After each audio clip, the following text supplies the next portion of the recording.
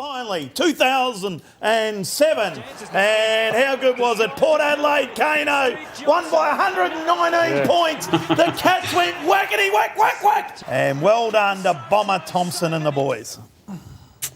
Tough day. Footy can be a cruel game. For every Bulldogs fairy tale flag, there's a 2-hour destruction of GWS in their first grand final appearance. Arguably, one of the most famous examples of AFL being a cruel bastard who destroys the hopes and dreams of clubs and supporters is the 2007 AFL Grand Final, or as commentator Tim Lane calls it, the veritable orgy of Geelong goal kickers. Now, as former fireman and part-time footballer Kane Corn said at the beginning, it was a tough day. In fact, it was such a tough day that it nearly destroyed the entire football club and nearly cost them their AFL license.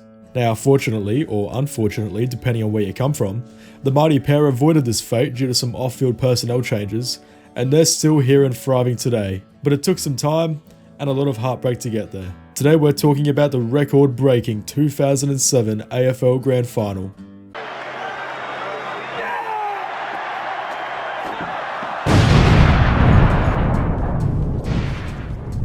But before we talk about that monumental day, let's set the stage. Now from here on out, I'm going to focus more on Port Adelaide's side, as Geelong's side has been covered heaps already. Also, I've done my best to try and get clips and photos that don't require you having to squint, but keep in mind, this all happened in 2007, where most pictures and videos look like this.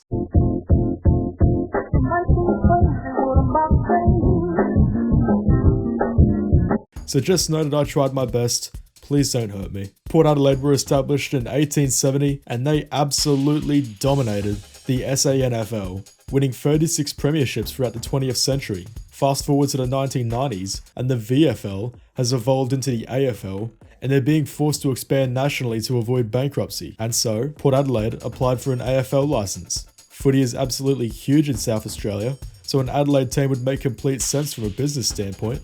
But due to certain legal issues, plans were made to establish a composite South Australian team, which ended up being called the Adelaide Crows, who joined the league in 1991. Fast forward to 1997, and Port were finally gifted an AFL license and were able to join the league as the second Adelaide team, and so one of footy's most fierce rivalries was born. The Power had a decent inaugural year.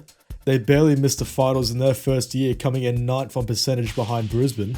Cop that, you bastards. And in 1999, Mark Williams, the son of South Australian football icon Foss Williams, took over as head coach of Port Adelaide, and this was the beginning of the Power's remarkable run of generally good results, which would last until that fateful day in 2007. They made finals for the first time in 1999, and they made it all the way to the preliminary final in both 2002 and 2003. However, both times they fell short of the big dance, and it seemed like this would be their peak. That all changed in 2004, however, when they were able to earn their third consecutive minor premiership and overcome the hurdle that was the prelim final to face the Brisbane Lions, who are now aiming to become only the second team in AFL history to win 4 premierships in a row. They denied the Lions of this historic feat, and in the process, they won their inaugural premiership. But don't be fooled. This is without a doubt football's darkest day. My Lions were on the cusp of something absolutely special, and those heartless South Australian prats selfishly ripped it away from us, on top of us being screwed out of the home preliminary final, which we earned so some wank pheasant, irrelevant club could have their preliminary final in Melbourne due to some Victorian-centric bullshit contract and forced us to bend over backwards for those Victorian wanks, robbing us of vital rest and arguably leading to the injury of several of our key players. We were screwed! Demetrio, whatever the fuck your name is. I'll get you, you bastard. I'm coming for you, you motherfucker. Now, following their historic and for some heartbreaking premiership, they failed to capture the same success they did in the previous years. In 2005, they were beaten by fierce rivals the Adelaide Crows by a whopping 86 points in what was the first showdown to take place in the finals fixture. They crashed out in 2006, missing finals completely, but they bounced back in 2007 in what Premiership player Kane Corns described as an unbelievable year for the Port Adelaide Football Club. They scraped past the West Coast Eagles in the qualifying final, and then they obliterated the Kanga Roos by 86 points to earn their spot in the 2007 Grand Final, which they would end up playing against the Geelong Football Club. Nice hustle, tons of fun. Next time eat a salad. Diagnosis? You suck. The Geelong Cats were one of the foundation clubs of what would later become the AFL, and are one of the oldest sporting teams in the entire world. Geelong cemented themselves as a powerhouse in the 20th century, racking up 6 premierships despite interruptions from the 2 world wars. Hooray, Geelong must have been thinking. I can't wait for our next premiership. Oh boy, I love being a Cat supporter. However, this jubilant gif of the peanut butter jelly banana ought to be replaced with that one scene of Fry's dog waiting for Fry to return, but instead of the dog it was Geelong. And Geelong wasn't waiting for Fry, but another premiership. Geelong would become one of the many Victorian AFL teams that saw a massive premiership drought, as 1963 proved to be their last flag for a very, very long time. In 1999, Mark Thompson took over as head coach, and in 2004, they made it all the way to the preliminary final against the Brisbane Lions, which, once again, this is a game that should have been played approximately 1,800 kilometers up north, but hey, at least the Victorians were happy. Anyway, Geelong would lose to Brisbane by 9 points, and you literally had the fucking game handed to you, and you couldn't get the fucking job done. I'm sorry. I'll stop. In 2005, they would make it to the semi-final before being single-handedly stopped by who kicked 4 goals in the last quarter to break the hearts of Geelong fans everywhere. They had a shocking year in 2006, and the board was considering sacking Mark Thompson as coach.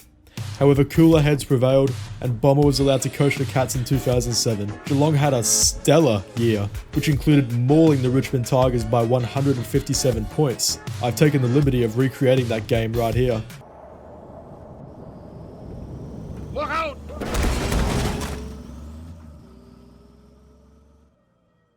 And they went on to earn their spot in the 2007 Grand Final against Port Adelaide.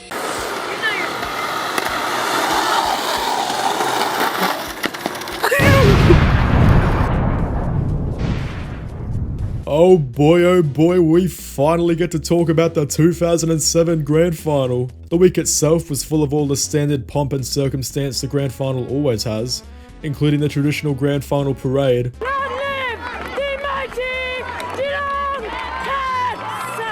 as well as then Prime Minister John Howard's very generous Grand Final predictions. I reckon Geelong by 15. But Mr. Rudd had to toe the party line. I am married to an Adelaidean, and so if it's not Brisbane, you back the South Australian team. Now, despite being the underdogs, things were looking peachy for the Port Adelaide Football Club. They had 10 premiership players from their 2004 Grand Final win, a lot of young guns with heaps of potential like Travis Boak and Justin Westhoff. There was, however, just one problem. You see, Port Adelaide veteran Michael Wilson tore his Achilles in the previous week's prelim final. My ears burn! Which had to have been devastating for the rest of the playing group. 1 week later, on the night before the grand final, coach Mark Choco Williams gathered all the Port players together. He proceeded to hold up Michael Wilson's match-worn jumper. He says to his players that, quote, "He's not going to be with us physically, but he's going to be with us." He then cut Michael Wilson's jumper into pieces in front of a very confused playing group. He announced that the staff were going to stitch a piece of this jumper onto the jumpers of each of the 22 players that will be taking the field tomorrow, so that every single player would have a piece of Michael Wilson out there with them as they played. Very touching. Now, this entire story is coming from Kane Corns and his short-lived YouTube series, What Really Happened. However, say what you want about old Kano, Krakatoa.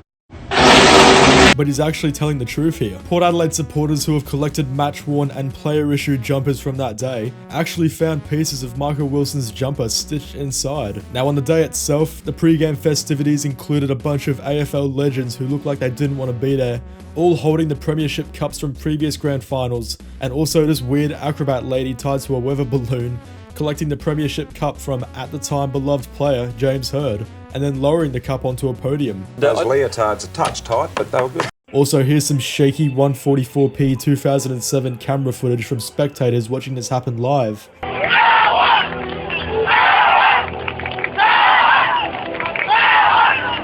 Alright, everybody watching, leave a comment down below. How many of these Power fans were still in attendance at halftime? After the presentation, we had the national anthem, the hype was oozing out of the MCG, the fans were pumped, the siren went, the players got ready, and then... Actually, Port Adelaide did okay for the first couple minutes. They were pretty competitive and were able to apply pressure pretty well to what was an incredible side. The Burgoynes and the Corns brothers, as well as Captain Warren Treadray, stepped up. Port's defenders held up pretty well in high pressure scenarios. It looked like it was going to be a tight competitive game. Plus, a horrifying injury to Cats star Matthew Stokes that looked to put him out of the game completely made it look like that Port Adelaide might get over the line that day. But as the first quarter went on, cracks began to show.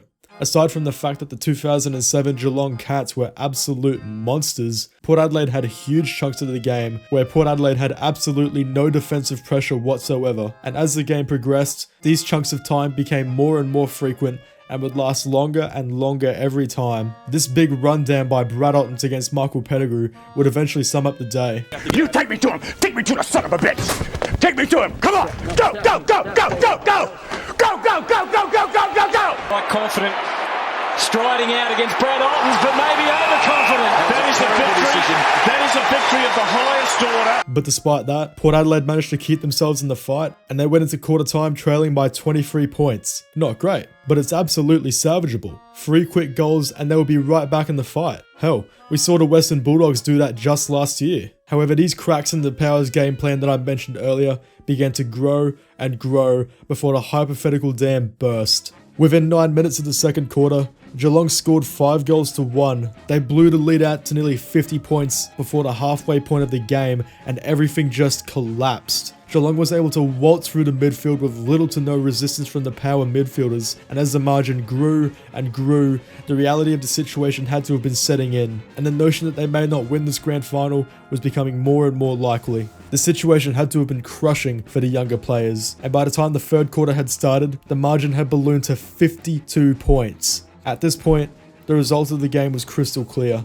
The Cats knew it, the supporters knew it, and Port knew it. Faced with the realization that they had absolutely no chance of winning this, Port Adelaide, and in particular their younger players, dropped their heads and resigned themselves to defeat. Now at this point, you would expect Geelong to do the same. They've won it, they've made their point, let's just lock the game out and prevent the margin from ballooning out any further. And it's rumoured that coach Mark Thompson wanted to do just that at half time. However, assistant coach and soon to be former Port Adelaide coach Ken Hinkley eventually said, nah. And during the third quarter, Geelong had scored well beyond the 100-point threshold, and also this astonishing mark from Paul Chapman. Hoping for Corey Harley. Oh, Chapman! Paul Chapman! He set himself, you could see he wanted to go for it. What a great grab from Paul Chapman. Play goes on. You could see the heartbreak on the supporters who were still in attendance. This bloke here was probably the only guy having any fun. And I'd often thought, I wonder what Wilbur was thinking. You know, a man that had sacrificed so much for the Port Adelaide Football Club as he was watching on in horror as Geelong decimated us on that grand final day. At three-quarter time, the margin had grown to 90 points. To put in perspective how much of a bloodbath this was, the previous record for biggest grand final margin was 96 points in 1988, and Geelong had all but achieved this margin with 1 whole quarter of football to go. They equaled this record within the first 5 minutes of the final quarter, and it took them only another few minutes to beat the long-standing 1988 record. But they weren't done yet. When Andrew Mackie joined the veritable orgy of Geelong goal kickers, the margin would max out at nearly 130 points. He has looked like a boy playing against a man in scarlet. It's absolutely destroyed him. Let's hope it's only positive. Finally, the Cats eased off and showed some mercy and allowed the Power to get the margin back to 119 points, a record that stands almost 15 years later. Sweet mother of God. Stevie Wonder would be glad to see it. To date, it's the only grand final to ever reach a margin of triple digits, and probably will be for some time. How did this happen?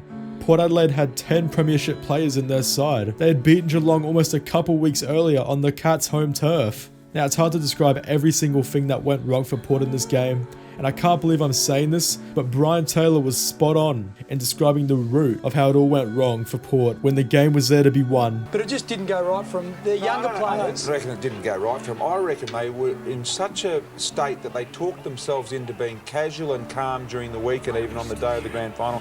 Nothing was going to affect them. They were going to go and do their normal things. You know what?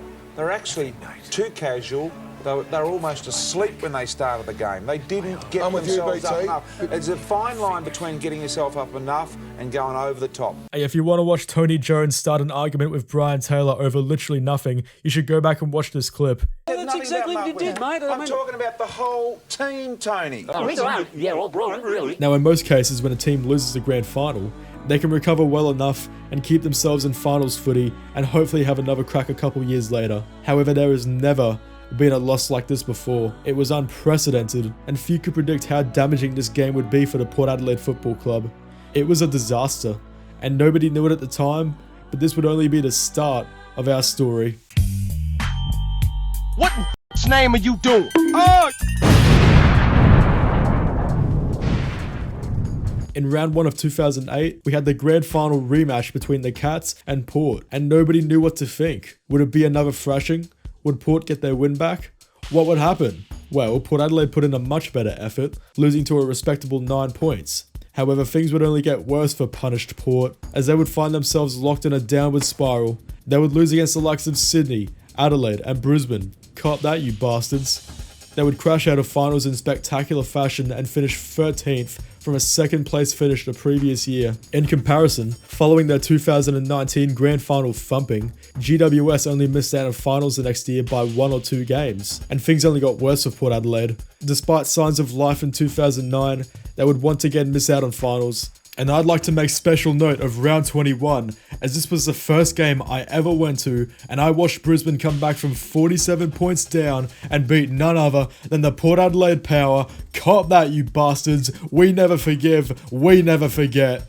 Shai's still up. Looking for the spectator here, trying to take a hanger off the fence and put it down. The big fella. And away you go, son. Might cop a little fine for that one.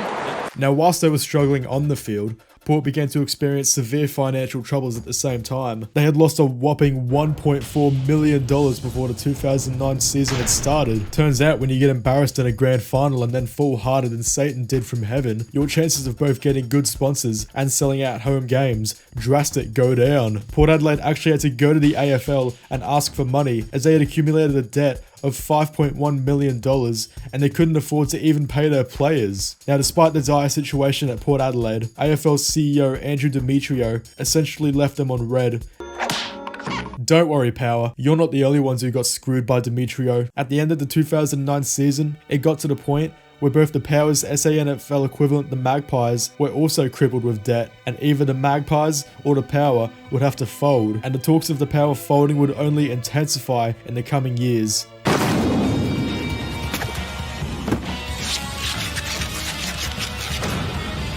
In 2010, the Power's on-field form would continue to deteriorate, and Mark Williams would step down as coach of Port Adelaide after round 15's loss to Collingwood. To give you an idea of how dire Port Adelaide's finances were, if Port Adelaide were forced to pay out Mark Williams' contract, it would have bankrupted the club, and they would have had to have folded right then and there. Does anybody have any sunscreen?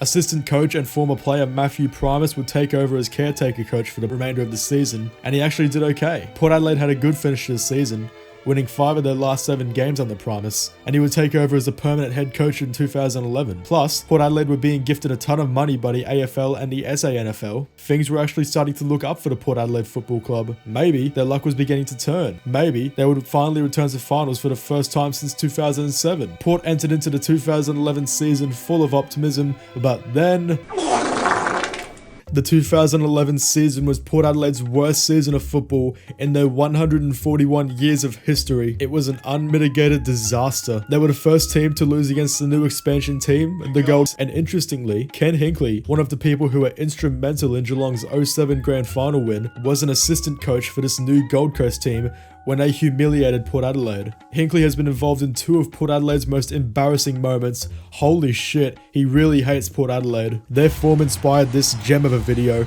Port Adelaide versus the Bye. The much anticipated matchup between Daniel Pearce and no one looked set to thrill. The match went into half-time with the scores still tied at 0. Power fans asking for more in the second half. In the third quarter, Port began to show signs of fatigue from their trip to Darwin, and amazingly, despite any possessions, it would be the Bye who would hit the scoreboard first. A wayward kick inside Port's defensive 50, gifting the bye a point, and crucially, the lead. By three-quarter time, some Power fans had seen enough, while those that did stay simply couldn't bear to watch what was unfolding. Not even a Primus rev-up could spark a resurgence in the last, allowing the bye to run out a narrow 1-point winner and clinch their first win of the season. I just start off by first of all just apologising to our supporters for the effort that was produced today. We've got to delve real deep into psyche of our club and understand why we produce these kind of results. So, maybe Charlotte said that loss made you a laughing stock of the competition. Do you agree with that at this point? Yeah, for sure. And it got worse and worse. Port Adelaide legend Chad Corns would retire in round 20 against Collingwood, and Port Adelaide farewelled this beloved figure with a record 138-point loss against Collingwood in what was the club's worst result ever. From every angle, it was their lowest score in a game ever. It was their biggest losing margin ever. At this point, talks of Port Adelaide folding only intensified.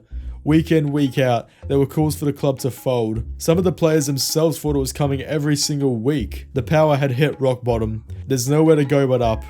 But then, Port Adelaide picked up a shovel as literally the next week, they beat their record losing margin against Hawthorn when they lost by 165 points. Sweet mother of God, it seemed like there was absolutely no hope for Port Adelaide. Crowd attendance was so low that they ended up putting tarps over a bunch of seats at Amy Stadium, which doubled as a money-making method, as sponsors and other companies would pay for their logos to be printed on said tarps. Regardless, the footy world was vicious in universally mocking Port Power and their tarps, whilst the club continued their downward spiral. Another example of how bad Port's situation was, the club's major sponsors were My ATM, which folded in 2011, owing Power $350,000, as well as Soaring Securities, who have completely fallen off the face of the earth, as I can't find any information on them whatsoever. 2012 was only slightly better. We're talking 2 wins better. After an inexcusable loss to the other expansion team, the Greater Western Sydney Giants, who were in their first year, Matthew Primus was sacked as coach of the Port Adelaide Football Club. On the 9th of September 2012, Port Adelaide player John McCarthy would tragically lose his life on an end-of-season trip to Las Vegas. It's one of football's darkest days, and was yet another kick in the gut of an already demoralised playing group. They were so close to losing their licence on so many different occasions. Imagine if Port actually lost their licence in this time period. This would be their legacy. Not the 04 Grand Final, not Choco's iconic tie choke, not his famous speech after the game, not the SANFL dominance, not the 36 premierships. This, the Port Adelaide Football Club, would only be remembered as a laughingstock rather than a powerhouse. Port Adelaide had reached the absolute lowest point a football club can reach, only comparable to Fitzroy in the mid-90s. It would have to take something extraordinary to give supporters even a glimpse of the former powerhouse that was the Port Adelaide Football Club. Tomara que a Júlia seja muito feliz com a escolha dela.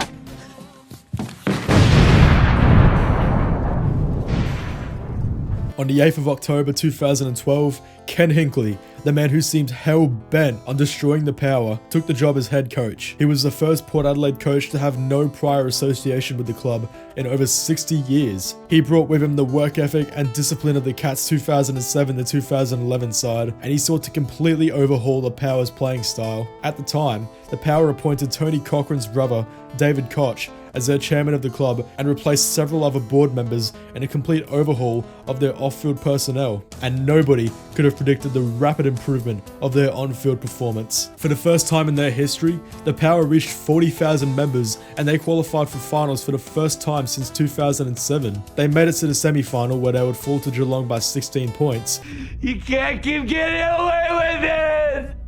But they weren't done yet. In 2014, they ditched Amy Stadium and its horrendous deal that caused a lot of the financial problems at Port Adelaide, and moved to the newly renovated Adelaide Oval. They reached finals again, where they annihilated Richmond by 57 points and beat Fremantle by 22 points after coming back down from a 24-point deficit. Finally, they would reach the preliminary final for the first time since 2007. They still had a lot of players from that 07 Grand Final, and they would be facing another super team in the Hawthorn Hawks. Tragically, they would fall to the Hawks by 3 points. But the mighty pair has fallen short of the grand final by less than a kick on multiple occasions, and then also they got absolutely destroyed in last year's preliminary final, but oh well. Interestingly, if they were able to beat Richmond in 2020, they would face the Geelong Cats for the second time. I don't know about you, but I personally fantasize about Port Adelaide getting their win back at the Gabba by destroying Geelong by 120 points, but that's just me. As of the recording of this video, Port's last grand final appearance was in 2007, but they're in the best position they've been in for 10 years. Despite falling down the ladder from top 4 the previous year, their financial position is secure, and Port supporters don't have to worry about off-field financial turmoil anymore. All they have to worry about are prison bar jumpers and throwing perfectly good alcohol at Tom Lynch. They went to hell and back. They nearly ceased to exist completely, yet somehow, against all odds, they came back out the other side and restored themselves as a force to be reckoned with.